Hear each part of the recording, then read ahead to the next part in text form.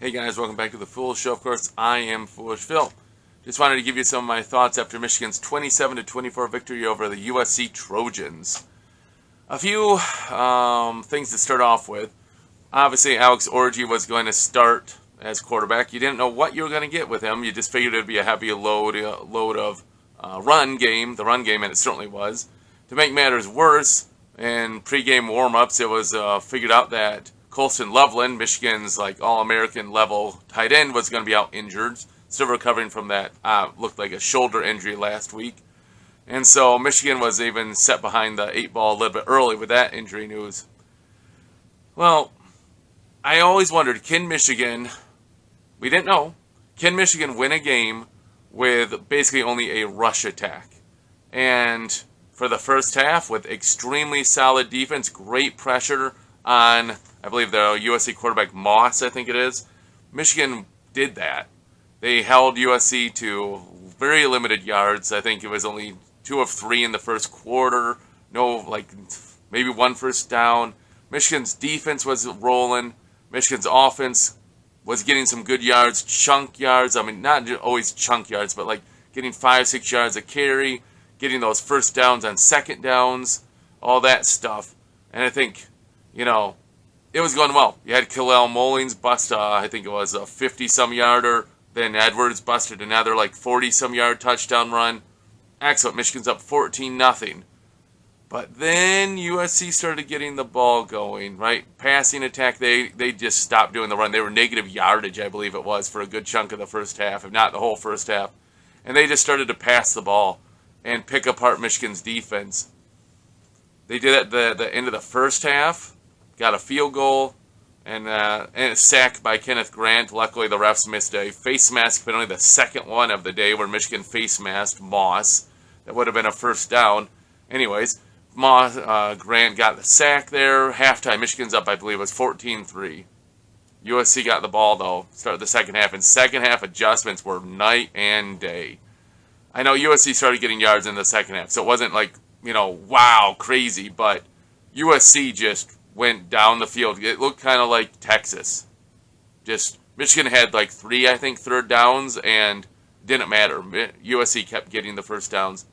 And then, you get that, and, kind of a little bit of a bust there. They hit the tight end in the back of the end zone, 14-10. Okay, let's see what Michigan can do on offense. Nothing. They had 5 drives in the second half. And I believe they had 9 total yards on those first 5 drives. I think they were all 3 and outs until the 5th one where Edwards fumbled on the first run of the drive. Michigan went from being up 14-3 at half to down 24-20. The one exception there was Will Johnson picked off a nice screen pass, just stepped right in front of it for his second pick 6 of the year. To complicate things, though, Zavada just had a horrible extra point. I don't know if it was a bad hold or what, but that got blocked. It wasn't an extra effort by USC, at least to me. So Michigan's only up by 10 points, not 11. And then I think, honestly, on that return, maybe in the celebration, Will Johnson kind of tweaked something. He ends up going to the locker room. His parents, according to the radio broadcast, his parents even get out of the stands and go to the locker room. In post-game, he said he was fine, but I don't believe it. If your parents go, you don't come back in a one-score game, and your parents went to the locker room, something was bad, and he's probably going to be out for some time. So now you're down Loveland, your best player in the passing game. Now you're down Will Johnson, your best player in the secondary. And, yeah, USC was able to move the ball. It certainly didn't help that at all.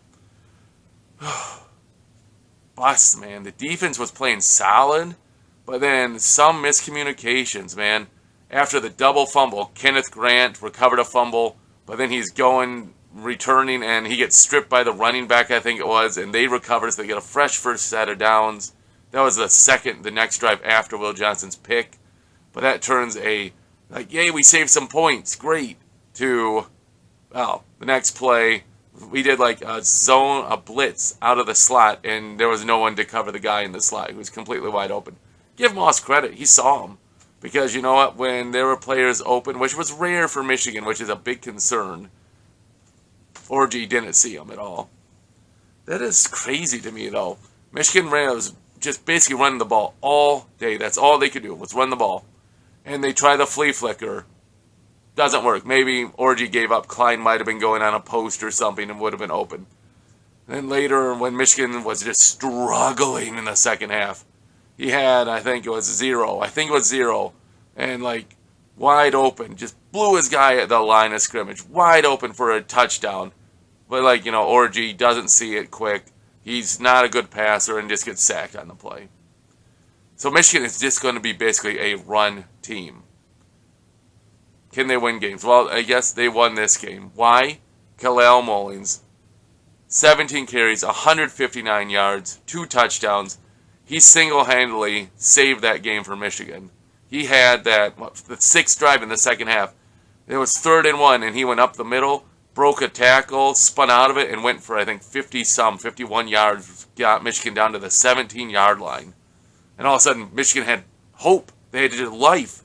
Besides that, Orji's never going to be able to move the team down the field. Never. Not with his arm. Kalel Mullings single-handedly saved this game, and maybe he saved the season. Because now you can think, hey, Michigan, I know USC's okay. They're ranked. Michigan, played good enough defense. I know the second half they gave up points, but the real letdown is the offense, man. You give up a 6-minute drive to start the second half, and you go 3 and out. That's just the kiss of death. You're just asking your defense to go back out there and just got swamped again. It's just not going to work that way. So you got to have a balanced attack. Kalel Mullings, 159 yards on 17 carries. I don't know. I mean, I love Edwards' speed, and the coaches continually are idiots and do not use him in the pass game. Just maybe Michigan can't do it. Maybe it's too complex for Sharon Moore to figure out. Must be, because Michigan refuses to use Edwards in the pass game. I think he had 1 catch. 1 catch. Got 9 yards right before the Mullins' first touchdown. I just don't get it. You see USC do that where I know they have 4 wide receivers out there, but they just dump off to their running back who's one-on-one with a linebacker. I don't take that. I would love to see that with Edwards, one-on-one with a linebacker. Nah. We're just going, no, we're Michigan. We can't do that. That's too complicated of a play to have a dump-off to the running back. It's crazy. Who can do that? If you got everyone crowding into the box, why can't you just have him slip off the edge? Secondly, how stupid are our coaches that they still can't have Mullings and Edwards on the field at the same time? Just idiocy. Again, it just makes me really wonder how dumb our coaches are or how unconventional they are. Look at the second half adjustments. 14-3 Michigan at halftime. What happens? Lincoln Riley comes out. Bing, bing, bing, bing, bing, bing, bing. Touchdown. Touchdown. Field goal would have been, except for, the double fumble. They got the touchdown. Where's the adjustments by Michigan to keep doing anything? There was no adjustments on offense at all. The only difference was Mullings busted a play. That was it. Maybe it helped that Michigan ran the ball so much in the first half that they were tired. But they had basically the whole third quarter off. The USC defense. Wink Martindale. I know the defense got tired and they made the stops in the end. But where's the adjustments when USC is just picking your team apart? Oh, I know what I'll do. I'll rest my starters. Why not do that? Let's rotate players through. Yeah, he rotated guys out, and what happened? USC ran a 50-some yarder down to inside the 10. What are you doing this for? Here's a question for you, too. The last series of the game, Michigan called a timeout, I think. Maybe USC did, whatever. I think it was Michigan. And they decided to go 3 rushers and 8 playing defense in the secondary. And you know who they took out? Mason Graham. Mason Graham's on the sideline the last 2 plays of the game. What? He is a top 10 draft pick, Michigan's best defensive tackle. He's their best defensive lineman. I know Josiah Stewart was just dominating, but still, why are you having Kenneth Grant out there and not Mason Graham? Maybe he's hurt. You watch. Just Michigan's going to have the year of the injuries here, I tell you what. Will Johnson, Colson Loveland. Why not have Mason Granby hurt? But I don't understand that at all.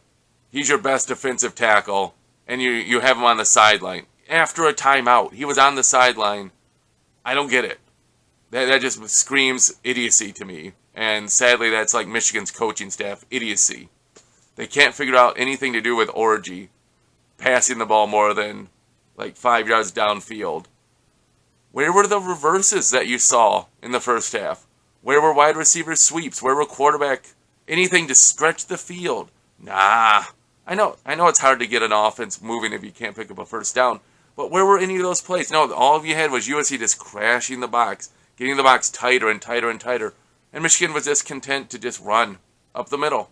Run up the middle. Run up the middle. Ugh. But what can you say? They won the game. Michigan's 3-1 on the year. Only lost to the number 1 team. I think Texas might be number 1 because Georgia only beat Kentucky by 1 point. So they lost. They got blown out, manhandled by Texas. Oh, I don't know. Michigan, what are they going to be? Can they keep winning the games with no passing? 32 yards on 7 of 12 passing, I think it was 32 yards. Orji had more rushing yards than passing yards. Why don't you use Edwards in the passing attack? He actually is like probably better, yards per pass than Orji has. I'll just say that. It's a crazy feeling. It's like you stole a win. It really feels that way because the doom and gloom of Michigan's offense, how terrible and putrid it was in the whole second half, was changed by that Mullings run. And you came in, you scored that touchdown, and stole the victory. Maybe this is a season-saving win. I don't know.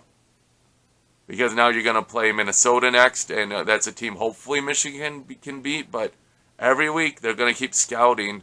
Every week they're going to see how Orji is very limited. You're just hoping that you bust 4 to 5 runs a game. That's what you really have to hope for. Because you're not going to pass the ball for 100 yards with Orji in there. I'll be interested to see if Michigan even passes for 50 yards with Orji in there.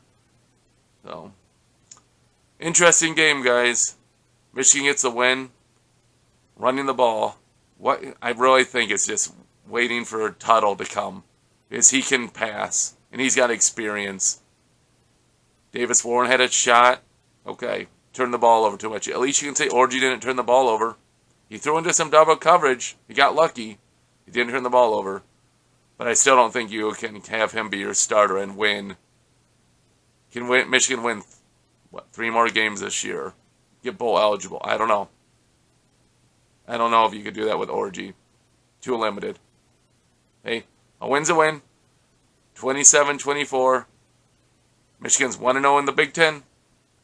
Hey, take it for what it's worth. Hey guys, thanks for watching the video. If you have any thoughts, put your comments in the box below. I'll try to respond as I'm able to. Until I see you guys next time, as always, go blue.